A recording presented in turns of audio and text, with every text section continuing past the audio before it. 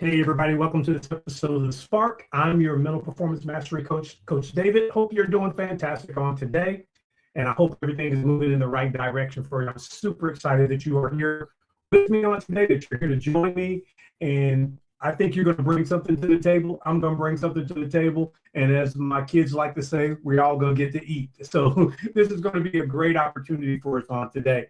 Listen, go ahead and shout somebody out and let them know that Coach David is on, that he's bringing us something that's going to help us, that's going to move us to a new level and take us higher and higher in our walk of life. Because the truth of the matter is, you are the architect of your life, which means this right here. You get to design, build, and live the life you want. And since you have power within your hands, internally, you have that power, you might as well take advantage of it and get everything out of life that you desire.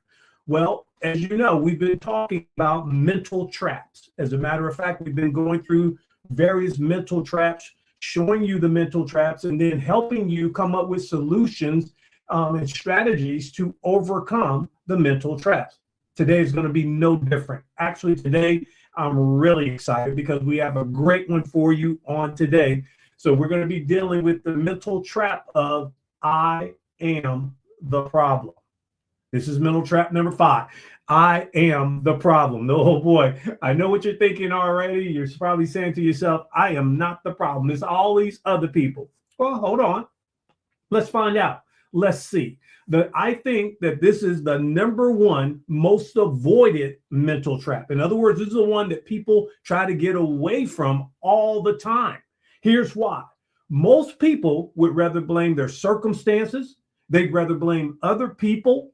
They'd rather say things are unfair. They would rather say, hey, it's our government, it's the politics. You know, you got students that are saying, it's my teacher. My teacher doesn't like me. My teacher doesn't care for me. You got athletes that are saying, it's the coach. It's the coach. Me and the coach, we just don't get along. We don't see eye to eye. You got other people, professionals, that saying, it's my boss. If my boss wasn't like this, I wouldn't have the problem that I have or the challenges that I have. Other people are blaming their parents, even going back as far as, well, you don't understand how I was raised. You don't understand my parents.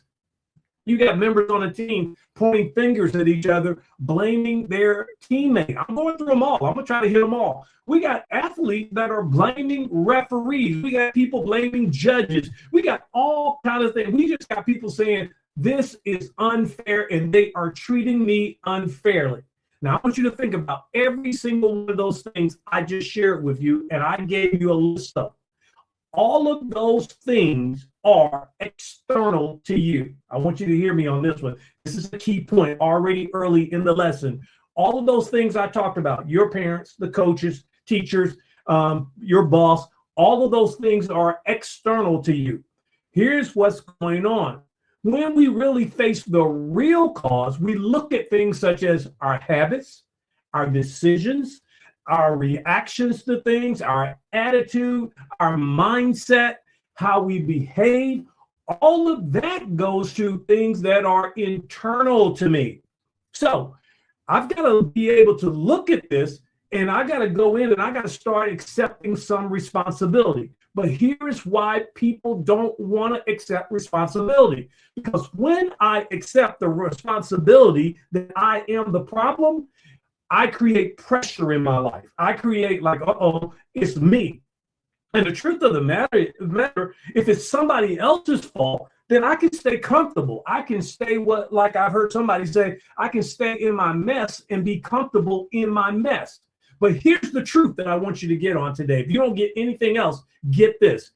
Even if it's partly your fault, even if you're involved in any kind of way, then you have got to change in order to see change.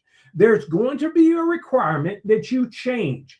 And when you begin to change, you will notice that things change. The moment you stop blaming is the moment you start growing.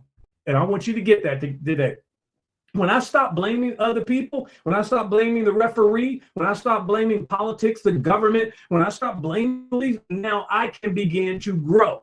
What we're going to do, we're going to deal with this on today, and we're going to deal with it and let me say this before I get too far. There's several lessons just under this the umbrella of this one of I am a problem. And I'm going to cover them all, because what I want to do, I want to take you from being the problem to being the solution, to being your answer. That's what I want to do. So you got to stick with me the next few weeks and really get this and hold on to this, because I promise if you will look at this and say, yes, I am the problem, then here's what you can say also. I'm the solution, though. And that's where we want to get to. So let's begin with the first part of it, where people say, it's really not me. In other words, what people are doing, and I just covered this, they're blaming external circumstances. That's where we come to the unfairness, the teacher, the boss, whatever the case may be. They're saying these are all external circumstances. It's not me. It's the external circumstances that are causing my problems. But here's the thing. I got to look at this like I got some internal deficiencies. It could be my attitude, because I'm telling you right now, I heard this one time, and it's so true. If you want to change your altitude, how high you can go, that is, then you've got to change your attitude. If you look at an airplane, it's a perfect example of that. When the pilot moves the controls or whatever, he changes the attitude of the airplane in order that it can climb or decline. And so we want to be in an incline and not a decline. So what you got to do, you have got to change your attitude. Have you ever noticed how easy it is for us to explain away our struggles? Oh, yeah. Like I said, we'll blame everybody. We'll say, hey, look, my boss was acting funny today.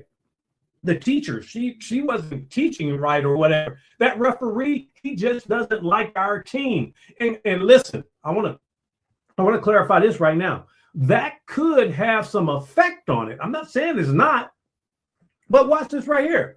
Allow none of that to determine your future. Don't let it happen.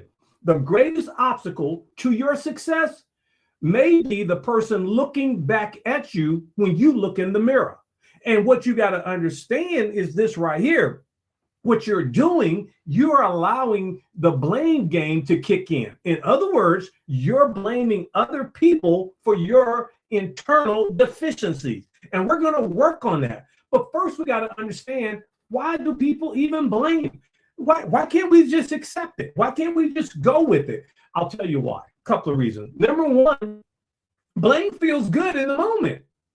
Yes, it does. When I can blame somebody else, it feels good. It relieves me of the pressure. It relieves me of the obligation. I can blame somebody else. I can blame the president. I can blame this person. I can blame that person. I can blame this circumstance and that event. That relieves me of all the pressure and everything. It feels good. But here's the problem. You may feel good in the moment, but blame gets you no growth. You do not grow when you blame people. You stay the same, and you stay in that same situation, never ever elevating, never ever going any higher. It's like going around in a circle, and that's what you're doing, because you say, hey, I feel good right now where I'm at, so why in the world would I take responsibility for this? Why would I own this? Because the truth of the matter is that doesn't require any growth. Here's the second reason people like to blame. They blame because it protects their ego. That's right. It's easier for me to say that somebody is unfair to me than to admit that I have a part in this. It's easier for me to say that my parents brought me up a certain way than for me to admit that I have a part in this, because I'm not living with my parents anymore. Some of you haven't been living with your parents 30, 40, 50 years, and you're still blaming your parents? Come on now. And so what I have to do, I have to understand that I got to start asking myself a different set of questions. In other words, why did my parents raise me this way? No. I need to ask myself, did I prepare myself properly? Instead of saying it's the coach that doesn't like me, did I practice enough? You've got to ask the right question. Ask wrong questions, you get incorrect answers. Ask the correct questions, growth and development can begin to happen. Here's the next thing. Blame removes all responsibility for me. Now, look at the word responsibility. There's two words, respond, ability. And I say it like this: you have the ability to respond. When you say, I'm responsible, now you got the ability to respond. The moment you place blame on somebody else is the moment you hand away your power. What are you talking about? Listen, the moment I let go of my responsibility, my ability to respond is my power. When I give that away, I no longer have power. I will not give my power away because I understand this right here. If I have the ability to respond and I begin to take action, things are going to change. And that's what I need. And here's another reason why people like to blame. Blame, it just simply makes them powerless. And then so what they do, now they can play the victim. What do you mean? Because it creates helplessness. Now I can play the victim. If you don't own it, you can't fix it. And so now what people say is like, hey, there's nothing I can do about that. There's nothing I can, what do you want me to do? There's nothing I can do. So what you're doing, you're making yourself helpless, complaining about it and blaming other things, other people, other events, other circumstances. It changes nothing. Now, let me share this with you, because this is where some people are. Complaining may gain you some attention, but I'm going to tell you right now, first of all, those people are going to get real tired of your complaining real quickly, and you're not going to have their attention any longer. But here's what complaining does not do for you. It may gain you some attention. People may be like, oh, woe is you. And people may be like, let me see how I can help you. But after a while, people get tired of that. But the second thing, complaining and blaming never, ever provides or produces any results. It doesn't do it. So you have got to step up. And this is what I want you to begin to do. And this is my next point. You must own it. What? Yes. You quit blaming other people and you begin to own it. If it's going to be, then it's up to me. I have got to own it. Why in the world would I want to do that, Coach David? Well, I got several reasons that I want to share with you if you'll allow me the time. Number one, when you own it, ownership opens options. What are you talking about? The easiest way for me to paint this for you is think of a brand new car. You're going in and you're not going to lease a car. You're not going to rent a car. You're going to purchase and own a car. When you purchase and own a car, you can have certain options. And options is power. In other words, it opens up the opportunity for me. I can have all of the options available to me. When I don't own it, I gave my power away. I gave the responsibility away. I just got to take whatever comes. So remember this, ownership opens options. Here's the second thing. Ownership begins to create what I call solutions. The moment you own it is the moment you can begin to solve it.